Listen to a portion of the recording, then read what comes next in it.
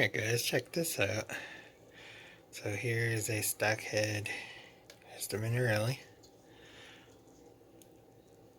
Alright, so I've got the same angle going on here, an adapter.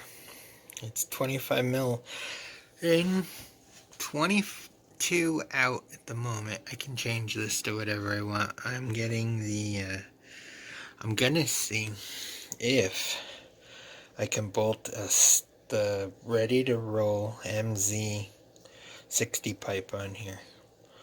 So that's the goal of this, just to see and see how it works. I mean, it's pretty damn straight through right in. It's all curved, it's all roughed, but yeah, it's free flowing. There's no restrictions in there. Other than this is slightly smaller, but I think I'm gonna just widen it out, put it back on the mill. So, all in all, I mean, it's all roughed because I didn't, shine it up or anything yet. But came out pretty damn decent. So, but yeah, we're gonna see if we can get the. All I'm gonna have to do is where the bolt comes out is just move this forward ½ inch.